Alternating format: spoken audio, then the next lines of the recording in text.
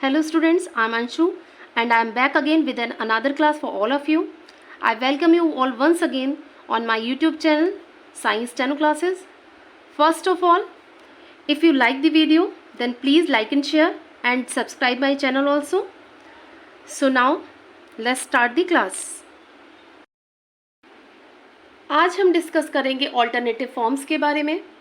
So now question is that what is alternative form. जब हम किन्हीं स्ट्रोक्स को डिफरेंट टाइप से लिखते हैं, उनको डिफरेंट टाइप से यूज़ करते हैं, तो हम उन्हें ऑल्टरनेटिव फॉर्म्स कहते हैं. ऑल्टरनेटिव फॉर्म्स हम यहाँ केवल कुछ सिलेक्टेड स्ट्रोक्स के लिए ही यूज़ करेंगे और उन्हीं पर एप्लीकेबल होंगी. सो ध्यान दें, लास्ट क्लास में हमने स्ट्रोक आर और स्ट्रोक एस पर ना तो आर का हुक अप्लाई किया था ना ही एल का हुक अप्लाई किया था. क्यों नहीं किया था? बिकॉज अगर हम इन स्ट्रोक्स पर इन हुक्स को अप्लाई करते तो ऑल्टरनेटिव फॉर्म्स को क्रिएट करने में हमें ऑब्स्टेकल आता. सो दैट हमने इन हुक्स को आर और एस पर अप्लाई नहीं किया था. ये जो आर और एस की हुक्ड फॉर्म्स हैं, ये ओनली हुक्ड होती हैं कब? जब हमें ऑल्टरनेटिव फॉर्म्स प्रोवाइड करनी होती हैं तब. ओके, फॉर एग्जांपल अगर हमें लिखना है एफ आर तो हम कैसे लिखते थे? इस टाइप से. ओके, बट अब ऑल्टरनेटिव फॉर्म आ गई है. सो एफ आर की ऑल्टरनेटिव फॉर्म है ये एफ आर. वी आर हमें लिखना होता था तो हम इस तरह से लिखते थे, बट ऑल्टरनेटिव फॉर्म है ये. ओके, इथ आर की फर्स्ट फॉर्म ये थी जो ऑलरेडी थी, बट नाउ ऑल्टरनेटिव फॉर्म जो है वो ये है. डी आर की ऑल्टरनेटिव फॉर्म ये है. ओके, एफ एल अभी तक हम ऐसे लिखते थे बट ऑल्टरनेटिव फॉर्म आ गई है, सो दैट हम इसको ऐसे लिखेंगे. वी एल ये, but now alternative form is that. Okay, in forms की जो फर्स्ट फॉर्म है उन्हें हम कहते हैं लेफ्ट कर्व, एंड जो सेकंड फॉर्म है उसे हम कहते हैं राइट कर्व.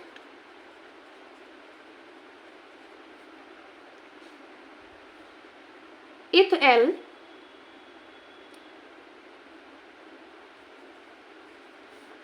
मीन्स इसकी जो फॉर्म है वो ओनली वन फॉर्म जो है वो एल के हुक को रिप्रेजेंट करेगी. दी एल में मीन्स दी में एल का हुक रिप्रेजेंट नहीं किया जाएगा. ओके, ऑल्टरनेटिव फॉर्म्स जो हैं इनका मेनली जो इसका पर्पस है वो ये है कि इजीली हम आउटलाइन को लिख सकें, जो भी आउटलाइंस हैं इजीली बना सकें और स्पीड से शॉर्ट हैंड को हम लिख सकें. ओके, अब इसके कुछ इम्पॉर्टेंट रूल्स हैं इन ऑल्टरनेटिव फॉर्म्स को लेकर, वो मैं आपको बताती हूँ. कि अगर कहीं पर एफ आर, वी आर, इथ आर और डी आर आता है और उससे जस्ट पहले अगर वॉवल आता है तो उस कंडीशन में हम क्या करेंगे, जो इनकी नॉर्मल फॉर्म है हम उन्हें लिखेंगे, मीन्स लेफ्ट फॉर्म जो है. ओके, बट अगर कहीं पर एफ आर, वी आर, इथ आर, डी आर इनके जस्ट आफ्टर वॉवल आ जाता है तो उस कंडीशन में हम क्या करेंगे, जो इसकी ऑल्टरनेटिव फॉर्म है, ये स्पेशल फॉर्म है, हम इसको यूज करेंगे. ओके, फॉर एग्जाम्पल हमें लिखना है एफ रे. जस्ट बिफोर एक वॉवल आ गया, उसके बाद में एफ आर आता है, तो उस कंडीशन में मैंने आपको बताया था कि जो लेफ्ट फॉर्म है वो हम यूज़ करेंगे, ऑल्टरनेटिव फॉर्म यूज़ नहीं करेंगे. जैसे कि हमें एफ आर बनाया और ए फर्स्ट प्लेस का वॉवल है, सो दैट हमने लाइन से अबव इसको रखा और ए का वॉवल लगा दिया, ये हो गया एफ रे. बट अगर आता है फ्रे तो सबसे पहले एफ आर ही है, इससे पहले वॉवल नहीं है, उसके बाद है. जब एफ आर के जस्ट आफ्टर वॉवल है तो उस कंडीशन में हम ऑल्टरनेटिव फॉर्म यूज़ करेंगे. ओके, फ्रे. उसके बाद आता है ईदर, फिर से पहले वॉवल है, सो दैट हम नॉर्मल जो इसकी फॉर्म है वो यूज करेंगे। Okay, either. फिर आता है थ्री, अब THR के आफ्टर वॉवल है तो हम इसकी ऑल्टरनेटिव फॉर्म यूज करेंगे,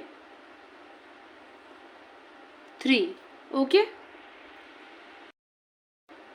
एक अदर रूल है कि अगर हम फॉर्म को किसी दूसरे स्ट्रोक के साथ ज्वाइन करते हैं तो उसमें हमें मेन चीज़ क्या ध्यान रखनी होती है कि ईजियर ज्वाइनिंग हो। अगर ईजियर ज्वाइनिंग हो रही है तो हम नॉर्मल फॉर्म मीन्स ये वाली लेफ्ट फॉर्म यूज़ कर सकते हैं, और अगर normal joining means easier joining नहीं हो रही है तो हम ऑल्टरनेटिव फॉर्म भी यूज़ कर सकते हैं। ये हमारे ऊपर डिपेंड है कि हमें किस चीज़ से मीन्स किन आउटलाइन से ईजियर ज्वाइनिंग हो रही है हमारी। ओके, फॉर एग्जाम्पल अगर हमें लिखना है फ्राइडे तो हम इसको कैसे लिखेंगे, FR की जो नॉर्मल फॉर्म है वो यूज़ करेंगे, फ्राइडे, आई का डिप्थोंग लगाया और फ्राइडे। ओके, FR के जस्ट आफ्टर वॉवल आ रहा है, उसके लिए पहले ये रूल था कि आप ऑल्टरनेटिव फॉर्म यूज़ करें, बट जब स्ट्रोक की ज्वाइनिंग होगी तो उस कंडीशन में अभी मैंने आपको बताया हमें जिसमें ईजियर ज्वाइनिंग लगे, जो आसानी से हम ज्वाइन कर सकें और अच्छी सी अच्छी आउटलाइन बन पाए जिसमें, हमें वो यूज़ करनी है। सो इसमें लेफ्ट कर्व यूज़ किया हमने, फ्राइडे।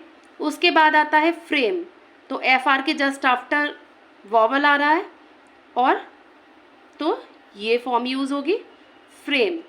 ओके, उसके बाद आता है वर्च्यू, तो वर्च्यू। फिर आता है लेदर, लेदर। ओके, अब हम डिस्कस करेंगे FL एंड VL की ऑल्टरनेटिव फॉर्म को। FL और VL की ये नॉर्मल फॉर्म है, लेफ्ट फॉर्म है, बट ये और ये ऑल्टरनेटिव फॉर्म है। ये है FL की एंड ये है VL की। ओके, अब हम ये जानेंगे कि FL और VL की ऑल्टरनेटिव फॉर्म कहाँ यूज़ होती है और किस तरह। FL और VL की ऑल्टरनेटिव फॉर्म जो है उसका यूज़ बहुत कम केसेस में ही होता है।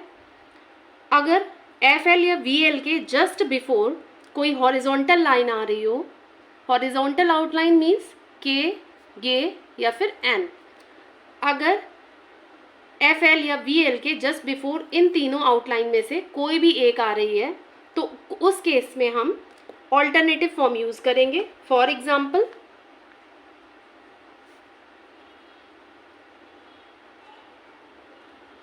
Cavill, naval. ओके, अगर हमें लिखना है केविल तो कैसे लिखेंगे, के एंड VL, केविल। ओके, अगर लिखना है नेवल तो नेवल, नेवल।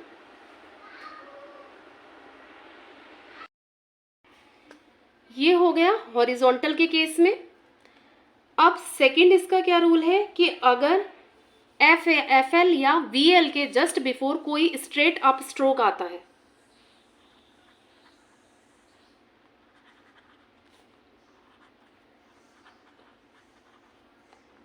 तब उस कंडीशन में हम इसकी ऑल्टरनेटिव फॉर्म यूज करेंगे। फॉर एग्जाम्पल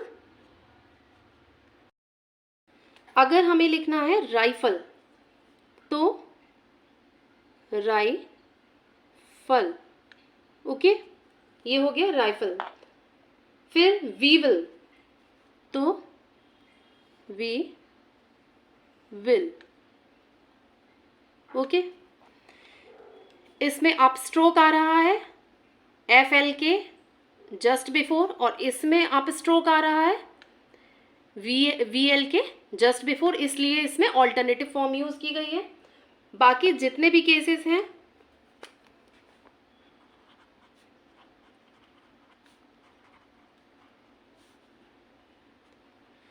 उनमें हमें अपने ईजियर ज्वाइनिंग के अकॉर्डिंग या तो ऑल्टरनेटिव फॉर्म यूज़ करनी है या फिर नॉर्मल फॉर्म यूज़ करनी है। फॉर एग्जाम्पल अब हमें लिखना है फ्लो, तो कैसे लिखेंगे? नॉर्मली लेफ्ट फॉर्म यूज़ करेंगे इसकी, flow, F flow, F flow. Okay, अब फ्लेक, तो फ्लेक। इसमें जितने भी अदर केसेस हैं हॉरिजॉन्टल और स्ट्रेट अप स्ट्रोक को छोड़कर बाकी सारे केसेस में हम लेफ्ट फॉर्म यूज़ करेंगे। बट अगर हमें ईजियर ज्वाइनिंग ऑल्टरनेटिव से हो रही है तो हम ऑल्टरनेटिव फॉर्म भी यूज़ कर सकते हैं।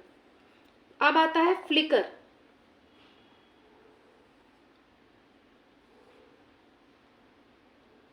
Flicker, okay. नेक्स्ट क्लास में हम डिस्कस करेंगे इंटरवेनिंग वॉवल्स के बारे में। So, if you like this video, then do like and share and subscribe also. That's all students. Thank you so much.